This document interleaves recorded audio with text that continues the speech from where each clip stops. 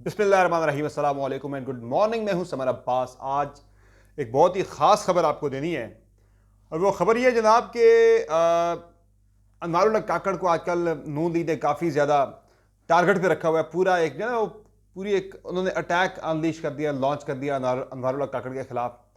इस पर मैं कल ये खबर दे चुका हूँ जनाब कि ये असल में जो ये अटैक है ये अनवारुल्लाह काकड़ के ऊपर नहीं हो रहा। ये कल भी मैंने बात की थी कि कहना बेटी को सुनाना बहू को, यानी कहना तीन सुनाना नून, ये वो वाला काम नून लीग कर रही है। इत्तलात के मुताबिक मियां नवाज शरीफ के कहने पे, यानी कि अनवारुल्लाह काकड़ के मेहरबान कौन है? उनके मेहरबान तो जो है वो मौजूदा इस्टेब्लिशमेंट है। तो बेसिकली नून लीग जो है वो अनवारुल्लाह काकड़ को सामने रख के उनका निशाना नहीं ले रही, बल्कि ये निशाना कहीं और ले रही है। इस पर मेरी इत्तला ये है, मेरी खबर ये है कि अनवारुल हक काकड़ साहब को हिट किए जाने पे, टारगेट किए जाने पे मुस्लिम लीग नून को ठीक ठाक किस्म की शट अप कॉल दी गई है। इस पर मजीद डिटेल में आपके साथ आगे चल के शेयर करूंगा। और नाज़रीन, इसके अलावा आज बड़े इंपॉर्टेंट कुछ केसेस हैं। मखसूस नशिस्तों का केस आज है और ये बहुत ही डिफाइनिंग, बहुत इंपॉर्टेंट केस है। ये सिर्फ मखसूस नशिस्तों तक नहीं रहेगा, बल्कि इसके जो रिप्रिकॉशंस होंगे वो बड़े फार रीचिंग होंगे। फिर इसके अलावा जनाब आज एक और इंपॉर्टेंट डेवलपमेंट ये है कि जो इस्लामाबाद हाई कोर्ट के 6 जजों के खत के मामले पे जो सुप्रीम कोर्ट ऑफ पाकिस्तान का 6 रुकनी bench chief justice of Pakistan की सरबराही में सुन रहा था केस को, आज खुद नोटिस केस को, उसकी समाअत कल के लिए फिक्स कर ली गई है। This again is very important case. अच्छा, शमशाद अख्तर साहब जो कि साबिक वज़ीर ख़जाना है वो पेश नहीं हुई है तहकीकाती कमेटी के साथ गंदम स्कैंडल में। ताहम काकड़ साहब जो हैं उन्होंने पेश होने के लिए ऑफ़र दी है। कल मेरे प्रोग्राम में ही बात हुई थी इस हवाले से। तरीके साहब का आज एक बहुत ही इंपॉर्टेंट इजलास हो रहा है। इसे बड़ा गैर मामूली इजलास कहा जा रहा है जो आज इस्लामाबाद में होने जा रहा है। किस हवाले से है, क्या फ़ैसले होंगे, इस पर बात होगी। और फिर सऊदी अरब का एक बड़ा इंपॉर्टेंट डेलीगेशन पाकिस्तान पहुंचा हुआ है। कितनी सरमाकारी आने वाली है, इस सरमाकारी का सियासी मामला से क्या ताल्लुक है, मैं आपको वो भी बताऊंगा। फिर एक खबर बड़ी इंपॉर्टेंट आई है जनाब के मरीम नवाज साहिबा और मियां नवाज शरीफ 9 मई को कोर कमांडर हाउस लाहौर का दौरा करना चाहते हैं। ये क्या माजरा है भाई? इस पर बात भी होगी। आपसे रिक्वेस्ट है कि अब तक अगर आपने मेरे चैनल को सब्सक्राइब नहीं किया, सबसे पहले काम करें चैनल को सब्सक्राइब कर लें। वीडियो पसंद है तो लाइक और शेयर करें और बेल आइकन प्रेस करना ना भूलें। तो जनाब ये जो खबर है कि अनवारुल्लाह काकड़ जो है उन्हें ज़ाहिर है मुसलसल हिट किया जा रहा है मुस्लिम लीग नून की तरफ से, और पूरा एक यानी कि एक स्ट्रेटजी के तहत, एक हिकमत अमली के तहत। इस पर नजब सेठी साहब का मौक़िफ़ ये जनाब कि इसलिए नून लीग हिट कर रही है कि काकड़ साहब को पहले वज़ीर ख़ारजा लगाए जाने की एक कोशिश थी, वहाँ डार साहब आ गए। फिर काकड़ साहब को डिप्टी प्राइम मिनिस्टर बनाने की जब एक आई नून लीग को सिफारिश आई तो जनाब फौरी तौर पर साग डार साहब को भागम भाग में डिप्टी प्राइम मिनिस्टर नॉमिनेट कर दिया गया। और ये बात हमने की भी थी कि बड़ी अर्जेंसी में ये फैसला हुआ है, बड़ी अर्जेंसी में ये फैसला हुआ है कि जब इसहाक डार चीन बैठे, मेरे ख्याल से नवाज शरीफ चाइना बैठे हुए, इसहाक डार जो है वो सऊदी अरब में, शहबाज शरीफ भी सऊदी अरब में, और एकदम से जनाब ये दौरा, एकदम से जनाब ये इतवार वाले दिन नोटिफिकेशन जारी हो जाता है डिप्टी प्राइम मिनिस्टर का जनाब। तो इसमें अर्जेंसी नजर आ रही थी जनाब के, बहुत हेस्ट में अर्जेंसी में ये फैसला हुआ है। इतलात कुछ ये भी थी नहीं। नजब सेठी साहब की खबर ये जनाब कि ये अनवारुल्लाह काकड़ का रास्ता रोकने के लिए इसहाक डार को बनाया गया है। तमाम अब खबर ये भी आ रही है आपके जो अनवारुल्लाह काकड़ के तमाम तर रास्ते बंद करने के लिए नून लीग ने उन्हें हिट करना शुरू कर दिया। गंदम स्कैंडल की आड़ में अनवारुल्लाह काकड़ को ठीक ठाक निशाने पर लिया और ये नईफ अब्बासी वाली जो खबर थी उसे जानबूझ के इतना ज़्यादा वायरल किया गया। उसे नून लीग की सोशल मीडिया सेल ने, नून लीग ने, बाकी मीडिया, मेन स्ट्रीम मीडिया के ऊपर भी बड़ा पुश किया इस खबर को जनाब को ये खबर चले। ये अलग बात है कि फॉर्म 47 वाले मामले को बाद में उन्होंने कहा यार ये ज़रा इसको हटा दें, तो वो काकड़ साहब को जो हनीफ अब्बासी की तरफ से चोर कहने वाली बात तक ना ज़रा वहाँ तक मैं तक जाए, तो चूंकि वो खुद बुरी तरह से एक्सपोज हो रहे थे। फॉर्म 47 तो छेड़ ही बन गया by the way Noon league की।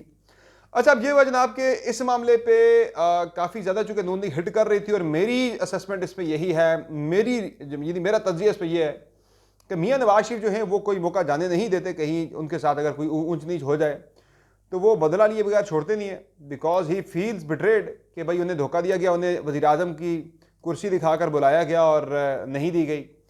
तो मियां साहब ने बेसिकली ये जो है वो वहाँ से ये मामला हिट हो रहा है सारा, चूँकि उन्होंने कभी शहबाज शरीफ को बुला लिया, कभी रिपोर्ट तलब कर ली, कभी ये कर दिया और ये हिदायत जारी कर दी शहबाज शरीफ को जनाब के गंदम स्कैंडल के जो चोर हैं जनाब उनको आपने छोड़ना नहीं है, उस गंदम स्कैंडल के जो किरदार है उनको छोड़ना नहीं है किसी सूरत भी। तो जनाब इस पर डिलिबरेटली एक जो है वो कैंपेन लॉन्च की गई कि कहना बेटी को सुनाना बहू को, यानी कहना तीन सुनाना नू अनु, कि अनवारुल्लाह काकड़ को सामने रखते हुए वो हिट कहीं और कर रहे थे। और अब मेरी खबर ये है, खबर मैं आपको ये दे रहा हूँ जनाब बड़ी ही जिम्मेदारी के साथ कि मेरे पास इतला ये है कि जो करम फरमा हैं काकड़ साहब के जो मेहरबान हैं, उन्होंने मुस्लिम लीग नून की क़यादत को ठीक ठाक शटअप कॉल दी है। उन्होंने कहा जी खबरदार ये काम मत करें, आप जो कर रहे हैं ये ख़तरनाक खेल है और इसके फिर कॉन्सिक्वेंसेज होंगे कल को जो आप कर रहे हैं। तो वैसे भी नून लीग आपको पता है कि किस तरह से हुकूमत पे पहुंची है और वही पुराना खेल जो है वो खेलना शुरू कर दिया गया है। ताहम इस पर मैं जो खबर आपको दे रहा हूँ कि शटअप कॉल दे दी गई है, देखते हैं। हाँ, इस पर एक चीज़ ये भी है कि गुज़िश्ता रोज़ जो है वो कोई भी बयान नून लीग की तरफ से नहीं आया। अब उन्होंने एक और काम ये किया जनाब, जो खालिद खोखर हैं, ये बेसिकली ही इज़ अलाइंड जो किसान इत्तेहाद के 2-3 धड़े हैं। एक धड़ा जो कि मुस्लिम लीग नून के साथ अलाइंड है खालिद खोखर साहब वाला, अब वो धड़ा सामने आ गया। उस धड़े ने आके काकड़ साहब को हिट करना शुरू कर दिया, अनवारुल्लाह काकड़ को। तो मैं ये नहीं कह रहा कि काकड़ साहब बेगुनाह हैं या शहबाज शरीफ बेगुनाह हैं या कोई और बेगुनाह है। इस पर तो तहकीकात इसकी होनी चाहिए। और मुझे इस चीज़ पे भी बड़ी जो है वो हैरत होती है। हैरत क्या होती है, ये कोई इतनी हैरान कुन चीज़ नहीं है, कोई ऐसी कोई सरप्राइजिंग चीज़ मेरे लिए नहीं है कि नून लीग या कोई भी हुकूमत में हो उसने यही काम करना था कि चूँकि अब इस गंदम तहकीकात जो है, गंदम स्कैंडल की तहकीकात हैं, इसका खुरा जो है वो नून लीग से जा मिला है। एक तरफ जो है वो शुरू में इसहाक डार साहब ने सबसे पहले जो है वो ये मामला टेकअप किया था ईसीसी में जुलाई 2023 में। 13 जुलाई की खबर आ रही कि 13 जुलाई को ये मामला टेकअप हुआ था। उस वक्त जो है समरी मौखर कर दी गई थी, यानी कि वहाँ से अप्रूवल नहीं लिया गया था।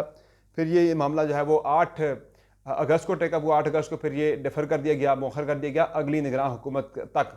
लेकिन निगरान हुकूमत का ये कहना है जनाब कि हमने जिस डाटा की बुनियाद पर गंदम मंगवाने का फैसला किया 2.5 लाख टन, वो डाटा मुस्लिम लीग नून की हुकूमत के दौर में वो प्रोजेक्शंस दी गई थी जनाब कि ये गंदम का शॉर्टफॉल होगा। यानी वो जो डाटा था जिसकी बेसिस पे गंदम मंगवाने का काकड़ साहब कहते हैं मैंने फैसला किया, वो नून लीग की पिछली हुकूमत के दौर में वो सारा डाटा आया था जनाब के। यानी जो तखमीने थे वो तखमीने नून लीग की हुकूमत के थे कि भाई गंदम शॉर्ट होगी, गंदम मंगवानी पड़ेगी।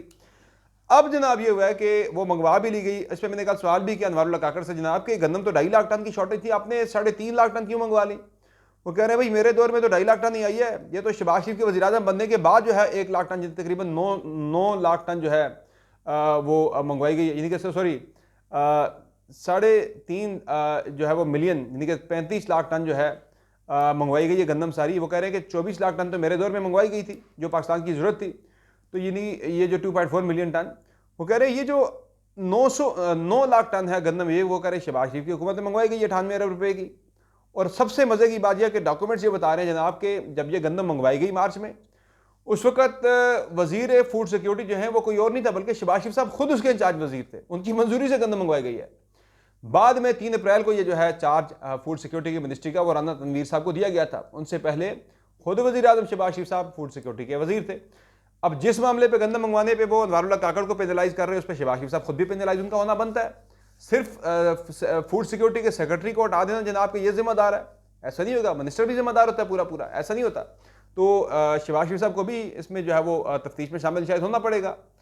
तो ये इसीलिए जो है वो मामला सिर्फ निगरान हुकूमत के सर पे रख के सारा खेला जा रहा है। बहरहाल अब ये लंबी कहानी है, देखते हैं ये मामला कहाँ तक जाता है। कुछ लोग तो ये भी कह रहे हैं जनाब कि बस एक रिपोर्ट आएगी और मामला रफा दफा हो जाएगा। बाय द वे कल जो शटअप कॉल दी गई है उसके बाद देखते हैं कि अब नया रुख क्या इख्तियार करती है ये सूरत हाल। बाकी इसके अलावा जनाब जो कहानी अगली वो ये है कि काकड़ साहब ने तो कह दिया, कल अनवारुल्लाह काकड़ ने मुझे अगर कमेटी ने बुलाया मैं पेश हो जाऊँगा। बाय द वे कल निगरान वजीर ख़जाना थी जो शमशाद अख्तर साहब, उन्हें तलब किया था तहकीकाती कमेटी ने, वो पेश नहीं हुई हैं। अच्छा, ये मामला तो एक तरफ रह गया। दूसरा जनाब जो एक बड़ी खबर है वो ये है कि आज मखसूस नशिस्तों के वाले से इंपॉर्टेंट केस है जिस पर समाअत होने जा रही है। सुप्रीम कोर्ट ऑफ पाकिस्तान का 3 रुकनी बेंच जस्टिस मंसूर अली शाह की सरबराही में इस केस की समाअत करेगा।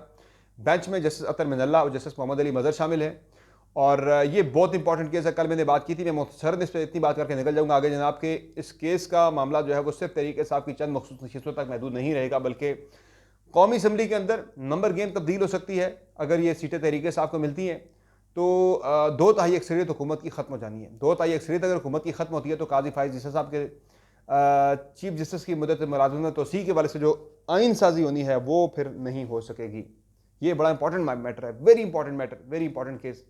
फिर दूसरा जनाब सेनेट का इलेक्शन फारिग हो सकता है तो कौमी असम्बली के अंदर नंबर गेम चेंज हो सकती है, सूबाई असम्बलियों के अंदर नंबर गेम चेंज हो सकती है। तो बड़े फार रीचिंग इससे कॉन्सिक्वेंसेज होंगे। तो ये फैसला बड़ा सोच समझ के बेंच देगा।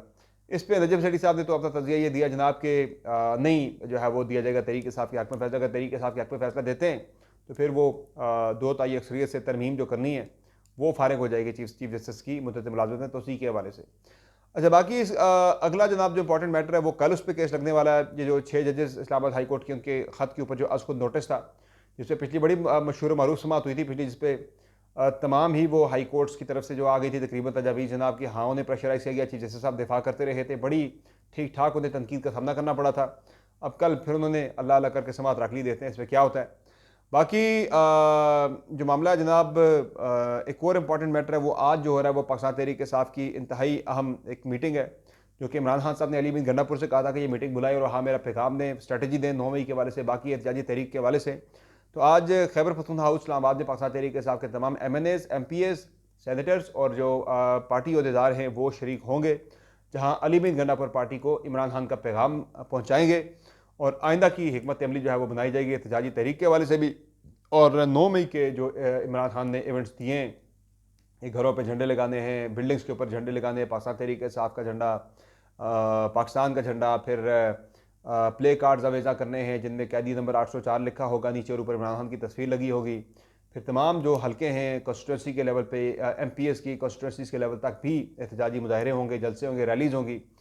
तो ये स्ट्रेटजी इमरान खान ने दे रखी है। उन्होंने कहा जी इस पर लेटर एंड स्पिरिट में अमल दरामद होना चाहिए। दुआया तकरीबात होंगी 9 मई के दिन, जो पाकिस्तान तहरीक इंसाफ के कारकुनान जो हैं वो जाँ बहक हो गए थे उनके लिए। तो एक इवेंट तहरीक इंसाफ इसे बना रही है। लेकिन अब खबर यहाँ पे ये भी आई है कि 9 मई को मरियम नवाज साहबा और मियाँ नवाज शरीफ साहब ने कोर कमांडर हाउस लाहौर, यानी जिसे जना हाउस भी कहा जाता है, वहाँ जाने की ख्वाहिश का इजहार किया है। सदीक जान ने यह खबर दी है, सहाफ़ी सदीक जान की खबर है जनाब के 9 मई को मरियम नवाज साहबा और मियाँ नवाज शरीफ लाहौर की एक इंतहाई अहम बिल्डिंग में जाना चाहते हैं और अभी तक उन्होंने रिक्वेस्ट तो डाल दी, लेकिन अभी तक उन्हें जवाब इस वाले से कोई भी मौसूल नहीं हुआ। अगर ये जाते हैं तो मैं समझता हूँ कि इससे भी कोई नून लीग को फ़ायदा नहीं होना, अल्दो वो अपने सियासी फ़ायदे के लिए तरीके साहब को मज़ीद लताड़ने की गर्ज से शायद जाना चाह रहे होंगे। अगर ये खबर दुरुस्त है तो अगर जाते हैं तो यकीन जानिए कि इसका तहरीक साहब को फ़ायदा होगा, नून लीग को कोई भी फ़ायदा इसका नहीं होना। बयान शान देने के बाद तकरीरें होंगी, नुकसान इसका तहरीक साहब को नहीं होना, उल्टा फ़ायदा होगा। मैं इस पर ये बड़ी एक गहरी बात मैं कर रहा हूँ। अब आप बैठ कर सोचें कैसा तरीके साहब का फ़ायदा होगा। बाकी जनाब एक सऊदी वक्त बड़ा इंपॉर्टेंट आजकल पाकिस्तान के दौरे पर है, और जो मैंने आपको पिछली खबर दी थी 2 रोज़ पहले कि वो जो स्ट्रेटजी है, वो जो सोच है रियासत की जनाब के इमरान खान को अगले 1.5 साल रिहा नहीं करना। 1.5 साल तक पाकिस्तान में मुआशी इस्तेहकाम आ जाएगा जनाब, मुआशी हालात पाकिस्तान के ठीक हो जाएंगे। जब मुआशी इस्तेहकाम आ गया तो उस रूट से, यानी पहले मुआशी इस्तेहकाम लाना है, फिर पाकिस्तान में सियासी इस्तेहकाम लेकर आना है। तो इस डेलीगेशन की सरबराही जो है वो नायब वज़ीर सरमायाकारी इब्राहीम अल मुबारक कर रहे हैं, जो सऊदी अरब से आया है। कोई 40-50 लोग की डेलीगेशन है और ये पाकिस्तान में सरमायाकारी के मुख्तलिफ मनसूबों के बारे से जो है वो पाकिस्तानी कंपनीज़ के साथ इनकी मुलाकातें हैं, इनकी आपस में जो है वो करवाया जा रहा है कि इंटरेक्शन सरमायाकारी के वाले से दोनों तरफ जो है वो बिजनेसेस को फ़रोग़ देने के लिए। तो इस पर एक एक्सपेक्टेशन ये है जनाब हुकूमत पाकिस्तान की कि कोई जनाब कोई 10 से 15 अरब डॉलर की सरमायाकारी जो है वो सऊदी अरब की जानिब से जो है वो अनाउंस की जाएगी पाकिस्तान के अंदर। तो ये सरमायाकारी को लेके कोई एयरपोर्ट्स की निजकारी हो रही है, बाकी चीज़ें हैं, PIA की निजकारी हो रही है, बाकी काफ़ी सारे मामलात हैं जिनमें सरमायाकारी को पुल करके पाकिस्तान में जो है वो 60-65 अरब डॉलर की सरमायाकारी एक्सपेक्ट की जा रही है SIFC के ज़रिए भी। और हुकूमत भी बस पे बड़ा जोर मार रही है जनाब कि किसी तरह सरमायाकारी आ जाए तो मुआशी इस्तेहकाम हम ले आए जनाब, तो किसी भी तरह से सियासी इस्तेहकाम आ जाएगा। मेरी इस पर कैलकुलेशन मैंने अगेन ऑलरेडी शेयर कर चुका हूँ कि मुझे नहीं लगता कि सिर्फ मुआशी इस्तेहकाम ला के सियासी इस्तेहकाम लाया जाए। एक चलें स्ट्रेटजी तो अच्छी हो सकती है, एक यानी कि अगर आप इसे एक एज अ स्ट्रेटजिस्ट देखें तो अच्छी स्ट्रेटजी हो सकती है, लेकिन क्या ये डिज़ायर रिजल्ट दे पाएगी, ये एक बड़ी चैलेंजिंग सूरत हाल है कि जब तक पाकिस्तान में मुआशी सियासी इस्तेहकाम नहीं आता सरमायाकार यहाँ पे आने से गुरेज करेगा। फिलहाल सऊदी अरब का डेलीगेशन तो आ गया है MBS की डायरेक्टली उनकी मुदाखलत के ऊपर, लेकिन जो ख़ुद से जो है वो सरमायाकारी करने के लिए लोगों का आना यहाँ पे अगर आना शुरू हो जाते तो ये पाकिस्तान के लिए बहुत अच्छी बात है, ज़रूर आना भी चाहिए। लेकिन फ़िलहाल मुझे ज़रा ये मामला महाल लगता है।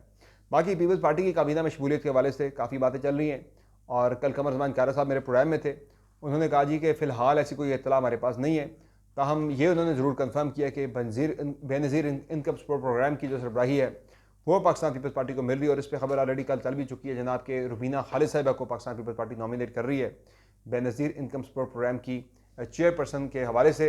ये भी बेसिकली एक वजारत ही है जो पीपल्स पार्टी ले लेगी। अगर ये वजारत पीपल्स पार्टी ले लेगी जनाब बेनज़ीर इनकम सपोर्ट प्रोग्राम की सरबराही BISP की, तो फिर बाकी वजारतें लेने में भी कोई मुज़ायका नहीं है। तो बाकी वजारतें भी मुझे लगता है कि पीपल्स पार्टी ले ही लेगी आने वाले चंद दिनों में।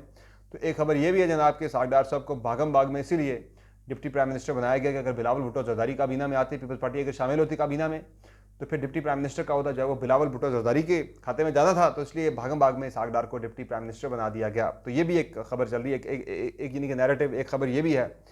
तो ये जनाब आज की खबरें, इंशाल्लाह अगली वीडियो में फिर आपकी खिदमत में हाजिर होंगे, नई अपडेट्स, नई खबरें और नए तस्जील लेकर। तब तक दीजिए इजाज़त, अल्लाह हाफ़िज़।